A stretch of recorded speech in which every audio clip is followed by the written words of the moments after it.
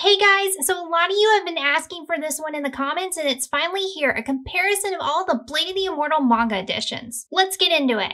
Blade of the Immortal is one of my top samurai stories as well as one of my favorite manga in general. It's unique in comparison to other samurai titles too, so it really stands out. Not only do I think the concept of revenge is handled really well in this story, but Hiroaki Samura modernized this one in a way that makes it feel fresh thanks to the personalities and actions of the characters in this story. This one has some of my favorite characters in all the manga, by the way, and the development of all the characters is just so expertly done.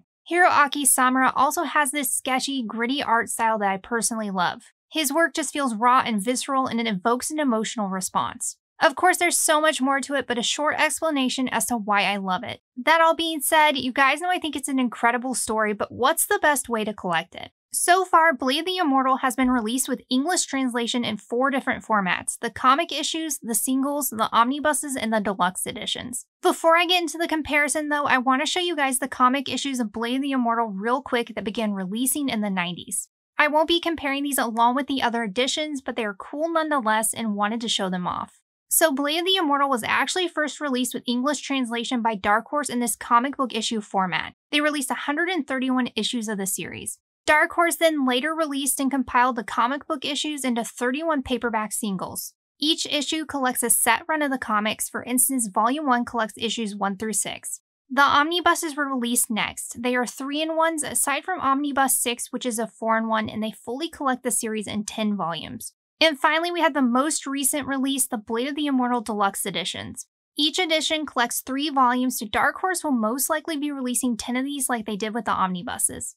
How do they compare in terms of size though? The singles and the omnibuses are the same size in terms of height and width, but the omnibuses are obviously thicker. The deluxe editions are the largest format to release of Blade of the Immortal so far, and they are around 7 by 10 inches. Price-wise, the singles are all over the place because they are out of print. I've seen the complete set sell for around $475 USD on eBay, which would be around $14 per volume. But of course, some volumes cost more than others, so that's just a ballpark price. The omnibuses retail for $24.99 each. At the time of this volume, you can pick up all but Volume 2 right now on Right Stuff. Omnibus 2, though, is listed as out of stock expecting more, so you can still place an order for it on their site. I'll link to those in the description below in case you're in search of them. The deluxe editions retail for $49.99, but I've seen them get into the mid-20s on Amazon before. At retail cost, though, the cheapest way to collect Blade of the Immortal right now is through the omnibuses. The deluxe editions are marginally more expensive than the omnibuses though when you find them on sale for around $26 USD on Amazon, which is an incredible deal given that they are hardcover. Up next is design. The individual volumes feature different artwork than the rest. You will notice though that the artwork seen here on Volume 1 is the artwork we saw on the first comic book issue. The artwork on these spans a full cover with the Blade of the Immortal logo at the top. The spines also have an all-over pattern on them. This one has a dragonfly pattern on it with a lot of text featured on it as well. The omnibuses have full color artwork too with a logo at top. I love the artwork on these and the spines look nice also. They have those character-centric spines and the colors look striking on display on the shelf with a Japanese logo on the spine too. I really enjoy the omnibuses design. The deluxe editions are wrapped in grape leather. The texture of the volumes is really nice. The color is a little muted in comparison to the other 2 deluxe editions that have been released so far, but they are still high quality nonetheless. The text on the volumes is inset and has a glossy finish. In the center, you have the sticker of the artwork that's seen on the cover of Omnibus 1. It's placed in this inset square here, which not only serves as a border for added detail, but protects the sticker as well. The spine also has inset glossy black text, and you have the Japanese logo here as well, which is a really nice touch. Another thing to note is that while the other 2 deluxe edition spines are rounded, the Blade of the Immortal Deluxe Edition spines are square. I can't believe I'm saying this, but I actually love the look of the omnibuses spines because they are so vibrant, maybe even the most, but the quality of the deluxe editions is better and they are sturdier, so there are benefits to owning both, and they look great on the shelf as well. Let's take a look at print and page quality next. Alright, so the worst print quality is definitely the singles. The printing just isn't as crisp as the other 2 and the pages feel thinner than the other editions. The omnibuses, however, have a great print quality, probably amongst the best I've seen for omnibuses, almost up there with the likes of the Vagabond Vizbigs, which I also reviewed on the channel if you'd like to check that out. The paper is white and has a smooth finish, so the contrast is great in these. The deluxe editions have the best print and page quality of all of the editions though. This just comes down to the fact that this one is in a larger format, so the details stand out even more, and the contrast is even sharper than it is in the omnibuses. Plus, the artwork just looks even better in these editions. What about readability, though?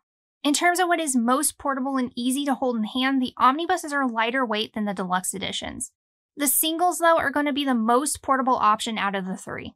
But the readability in the deluxe editions is the best because while the omnibuses and the singles have a glued binding, the deluxe editions have a sewn binding, which allows the pages to open up even more while reading and helps to prevent gutter loss.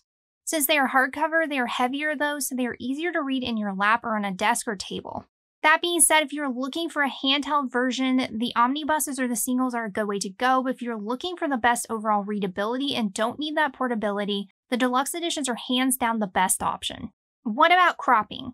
The least cropped version all around are the omnibuses. You can see they are the least cropped at the bottom of the pages in comparison to the other editions. They are also the least cropped horizontally, while the singles are the most cropped horizontally. The deluxe editions are in the middle of the pack, while the singles, even though they are the least cropped at the top of the pages, are the most cropped edition all around. When it comes to the translation, it's the same in all editions after doing a side-by-side read-through. The sound effects are handled the same way in every edition as well. The Japanese sound effects were only translated and redrawn when they were necessary to the understanding of the panel. As you can see, the sound effects were translated here, but the original Japanese sound effects are present on this panel. So as it currently stands in every edition, some of the sound effects are redrawn, whereas others were not. I personally would have loved to see the original Japanese sound effects with translation notes, especially in the deluxe editions, but while reading this series, I will say that this never affected the readability in any way. I also want to note that all editions of Blade of the Immortal that have been released with English translation read left to right, even the deluxe editions. The other deluxe editions that have been released so far for Berserk and Hellsing read in the original right-to-left reading format, which preserves the original orientation of the artwork. I really wish they would have done the same thing for the Blade of the Immortal Deluxe editions, but since all of the other editions of Blade of the Immortal to release so far also read this way, I'm not as bothered given their quality. Would have definitely been a nice change though for this new edition in particular. By the way, I reviewed both the Berserk and Hellsing Deluxe editions as well on the channel, and I will link to those at the end of the video in case you'd like to check them out. Since all of the Blade of the Immortal English editions read left to right, the artwork had to be reworked and they used something called the cut and paste method to do so, rather than using the mirroring method where the pages are reversed. This is actually something that was requested by Hiroaki Samura himself. Reversing the pages would have caused some issues with the artwork, especially the manji symbol seen on Manji's back. Also, the scar on Manji's face would have been on the other eye if mirrored. Dark Horse let us know though that the mirroring method was used on pages or panels when it wasn't possible to use the cut and paste method.